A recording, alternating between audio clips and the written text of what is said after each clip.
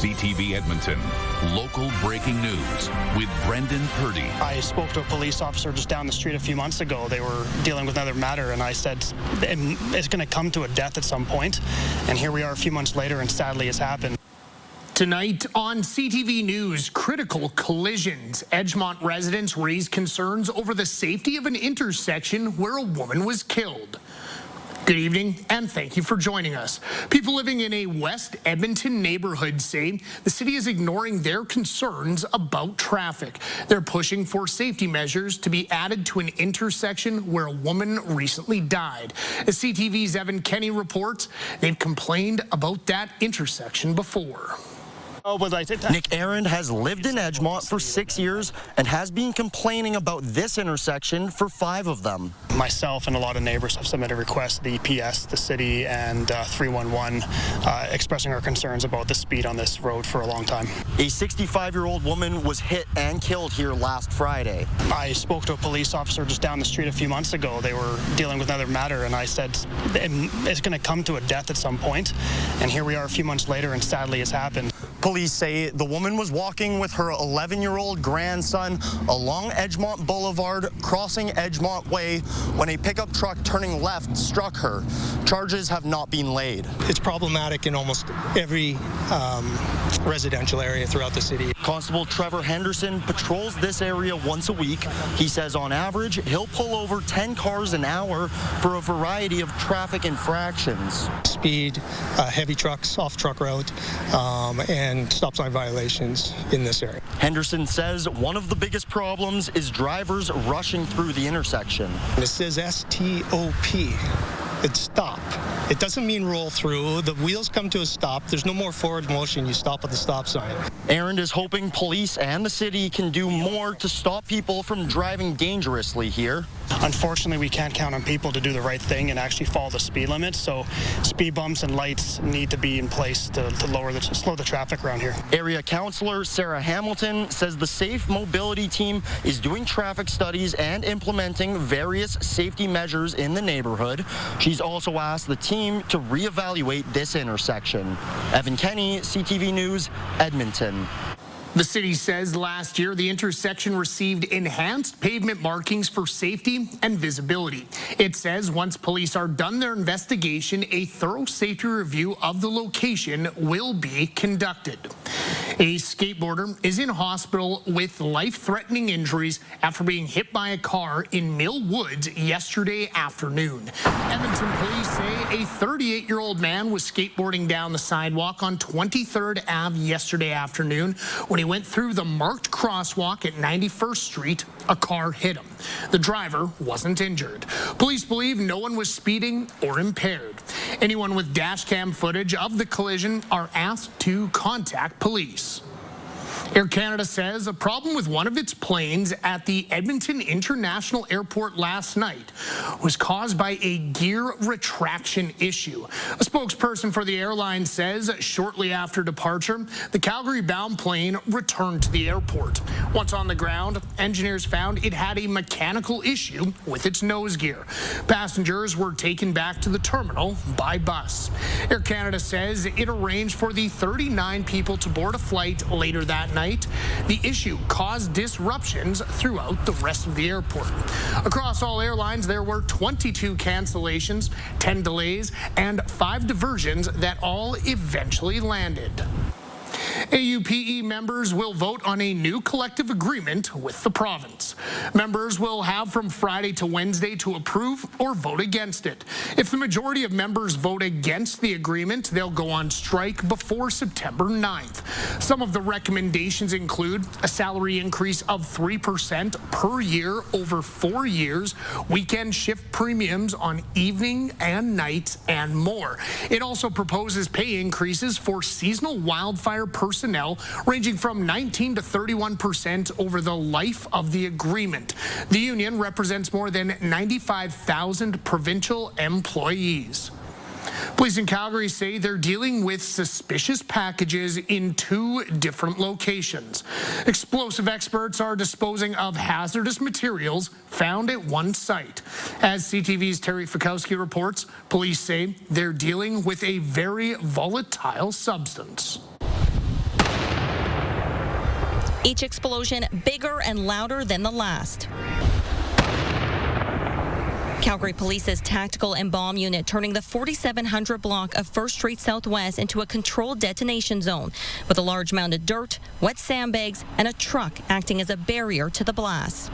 We were asking around what's happening. They were saying, I thought there was a crime at first, or like there's, but apparently there's a suspicious package. According to police, a local moving company was hired to dispose of several substances, but the chemicals were mislabeled and sat in a package for 10 days.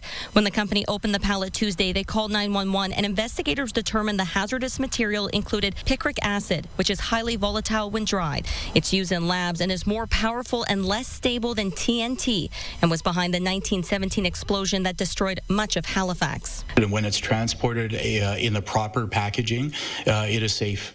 But in this particular case, because of the way it was left, because of the mislabeling, the fact is that after 10 days that some of the containers started to deteriorate, and so it became a different form of chemical, and it became more dangerous. Police quickly evacuated businesses and nearby homes for public safety, then further extended the evacuation zone on Wednesday. It is a small area of both commercial and residential. There's a very small number of residential homes in that area, and those folks have been evacuated and are being taken care of by Red Cross if they need some additional assistance. Many who work in the area were rattled by the experience, but are eager to learn when they can return. They're taking it quite seriously, so if anything had happened, it would have been quite scary because I work close by. Losing all those calls and customers and stuff, right? Because we do have a lot of walk-in clientele, and then with our plaza being shut down and the businesses around us, it really hurts. Police have now launched a criminal investigation to determine how this happened.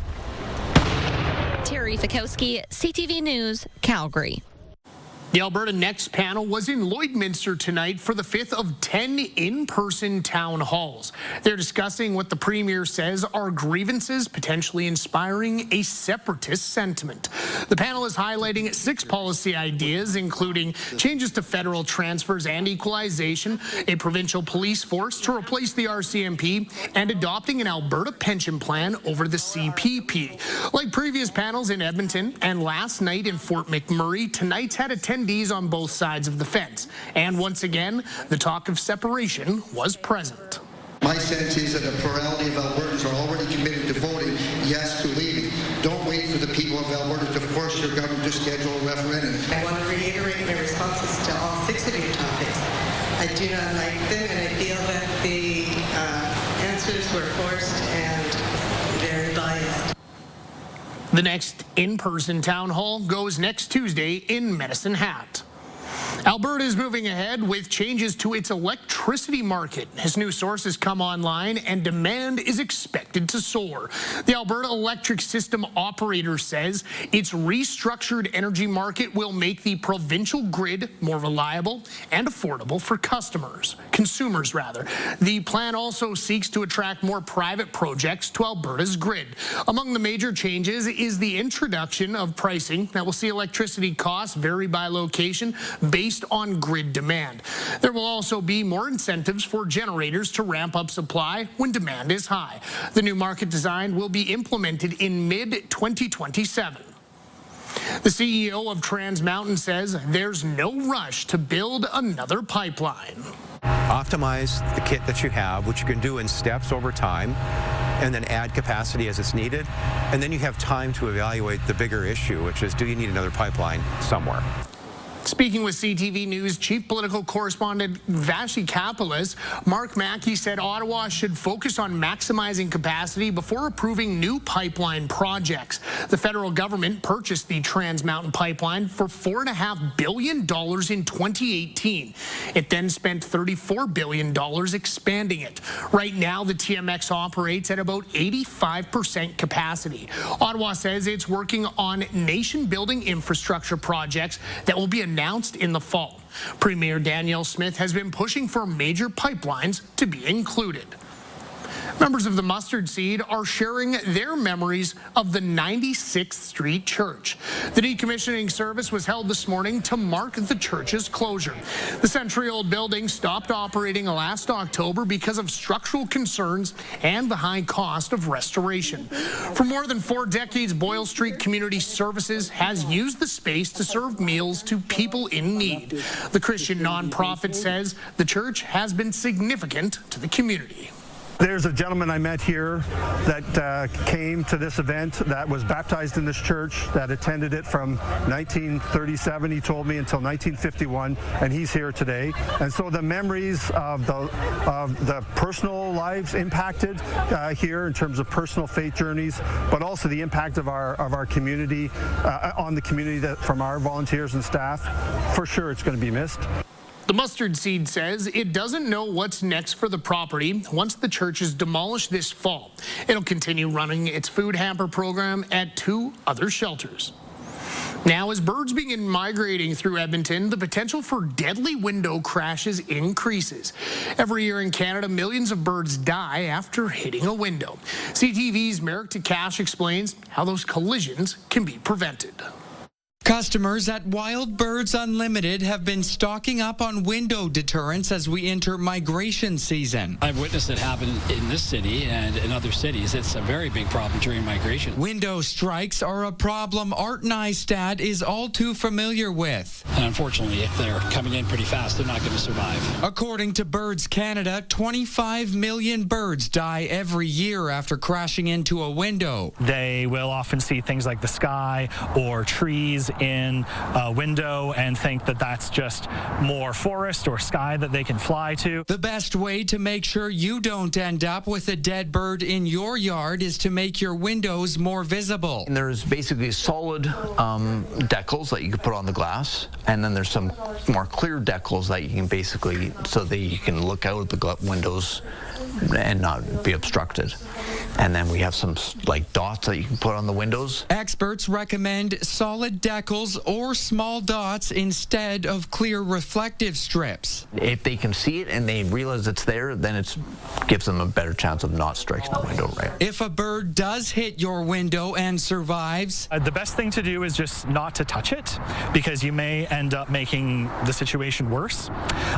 So what you can do is then contact Wild North, and they will be able to give you step-by-step instructions. Merrick Takash, CTV News, Edmonton. Now, if a bird does strike your window, you can report it on the Global Bird Collision Map website. The information is used in research and education efforts worldwide. For more information, head to our website, ctvnewsedmonton.ca, and click on News Links. For the first time in more than 30 years, biologists from a number of agencies are joining forces to study fish populations in a southern Alberta river.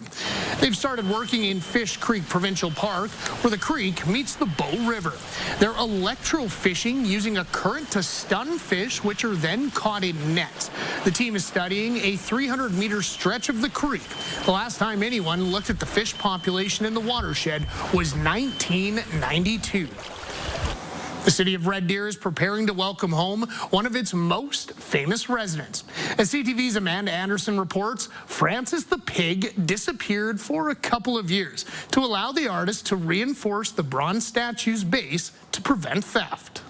He's smiling. Donik Moshensky has a smile of his own, knowing he helped keep the bronze sculpture he made of the iconic Francis the Pig safe. In 2023, while showing a friend his work, he noticed the sculpture mounts had been cut. The only thing that I could imagine is somebody had prepared it to steal that very night. It's hard to say, what the intent was there. So once that was noticed, we immediately took Francis off display. The pig's disappearance didn't go unnoticed. I was told that there are many letters from kids asking for him to be brought back.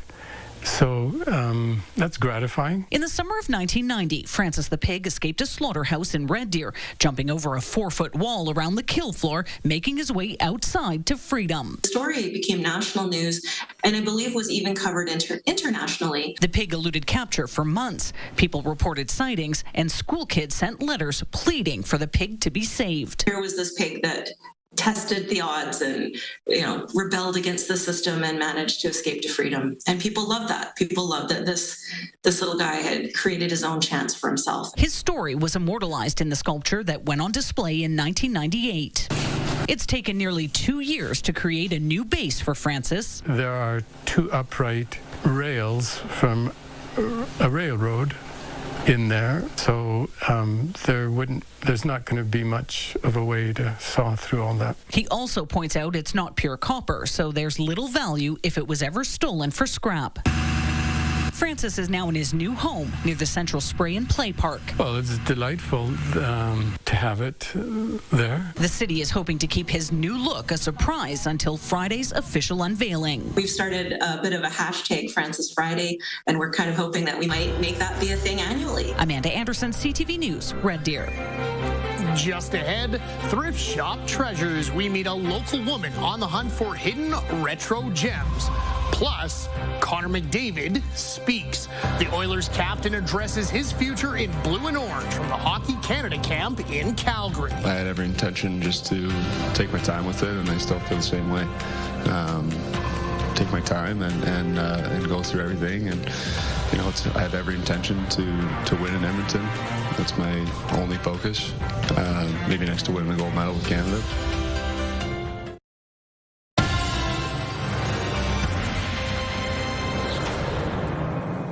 Welcome back. A second-hand and vintage shopping is, it's become a big business for many Canadians. One local seller scours several locations a week in search of valuable vintage pieces. CTV's Naramanisa tagged along for tips on how to find a diamond in the rough. This is a dress from the 1960s. It's a little mod mini dress. Dressed the part, Haley Wright gets ready to find some vintage pieces. As I'm going through, I'm looking for colors and patterns and fabrics that really pop out to me. Wright found this floral dress believed to be from the 70s. I'm shopping as much with my eyes as I am with my hands, and that's why as I go down the rack, I've got one hand ready to pounce to feel for an interesting fabric, like this piece, for example. This is from the late 1960s. Wright is a regular at the Southside Valley Village. She looks for clothing and accessories from the 1920s to the 1970s. Once you start to recognize the patterns, the silhouettes, the fabrics, the fastenings that would be typical for those time periods, then those pieces almost just start jumping out at you in the racks. Wright is the owner of Rewilding Vintage. It started off as a hobby and is now a full-time job. She posts her finds through her Instagram and Etsy shops. A couple of weeks ago, I found a dress from the 1920s, which was hiding in a rack at Value Village. I also have a really gorgeous 1930s velvet hat. The manager of this Value Village store says some of the pieces donated have left her in awe, including jewelry from the 1800s.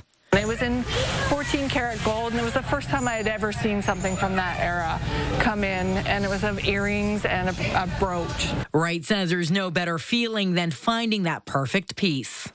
To be the person that gets to bring it home and care for it and hopefully bring it back to life and then send it out and off to its forever home, it's the most joy I've ever had. So as these clothes get donated, I see something very cute. Wright hopes these pieces will keep getting recycled for decades more to come. Naramanisa, CTV News, Edmonton. Canada's top hockey players are in our province this week for Hockey Canada's orientation camp ahead of the 2026 Winter Olympics. The event in Calgary is a chance for the men, women, and para-athletes to get together and bond as Team Canada before the Olympics. For the men, this is their first appearance in the Olympics since 2014. Sidney Crosby scored the golden goal in Vancouver. He also scored a gold medal goal in Sochi, and he also won the gold. But for many others, this will be their first games. It's really important for us, and obviously as Team Canada, you want to try to come together as best you can.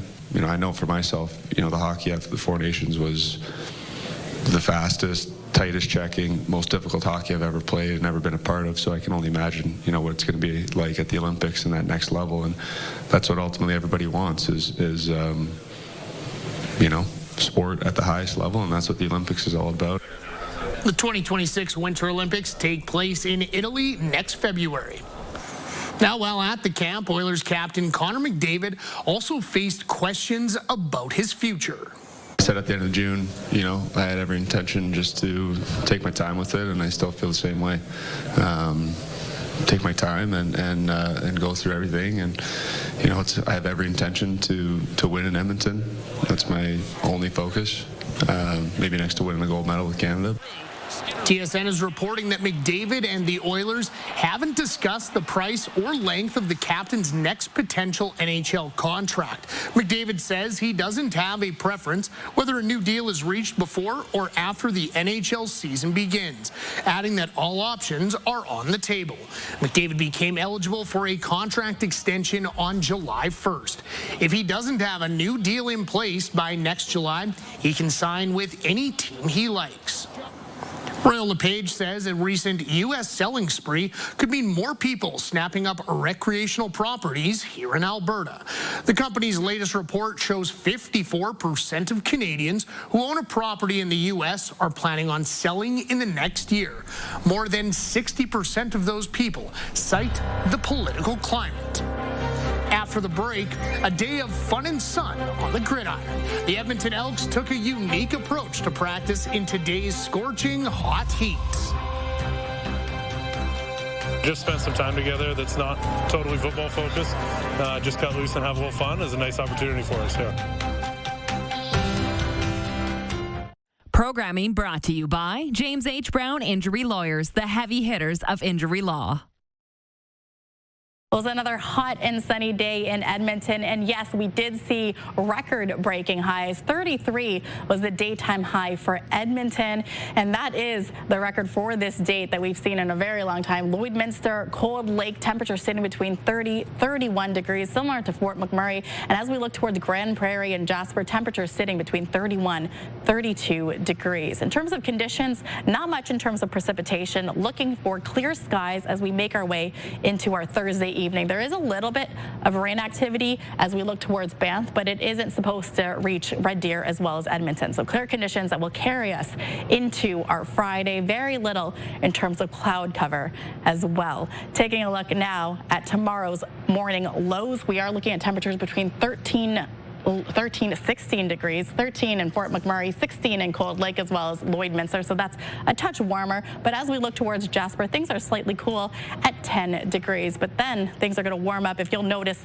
double, maybe even a couple more temperatures warmer. So Lake Labesh, 31 degrees, Fort McMurray at 33, Slave Lake at 28. When we look to Peace River as well as Grand Prairie, temperature is sitting in the low 30s. As we look towards southern Alberta, there is a little bit more cloud cover, so you're seeing Lethbridge, cloudy conditions, but temperature still sitting in the high 20s at 28 degrees. Medicine Hat sitting at 30 with a mix of sun and cloud. And as we look towards Jasper, sunshine, 31 degrees for the daytime high. When we did talk about the heat warning in place for the next several days, it's expected to extend really until Sunday because we see temperatures remaining into the low 30s between Thursday into our weekend. And we talk about record-breaking heat and highs. Well, tomorrow we could be in for another one. 32 in 1934 is what was recorded. 33 is the forecast for Thursday, so we're looking to break another daytime high. Friday, we may be in the same ballpark, 32 the daytime high. That's going to carry on into our Saturday. Sunday into Monday, that's when temperatures are really going to start to cool off, where Monday, we're going to get a mix of sun and cloud and start to see more seasonal temperatures with temperature daytime high sitting at 25 degrees. And that's a look at your 5-day forecast for Edmonton. The weather is heating up, and so are your Edmonton Elks. And the team decided to do something a little different during practice today. We're also pairing it with a little family barbecue to get the guys out with their teammates. A lighter mood on the field with a barbecue and the team playing different games like cornhole. Their head coach says he wants his team to feel connected ahead of Monday's Labor Day Classic in Calgary against the Stampeders. So things like this to get all the families together, get people to meet each other's kids, each other's wives, and just spend some time together that's not totally football focused. Just cut loose and have a little fun is a nice opportunity for us here. The Elks have won 3 straight games and are now back in the CFL playoff race with 8 games left in their season. Should be a great tilt next Monday in Calgary. I know a lot of Edmontonians and some Elk fans making the trek up. We'll have a story on them later on this week. Well, that's all from us here on this Hump Day Wednesday, folks. Thank you so much for wrapping up your day with us here on CTV News. Please make sure to join us again tomorrow night. We'll be right back here at 11:30. Have a great day. We'll see you all tomorrow night. Take care.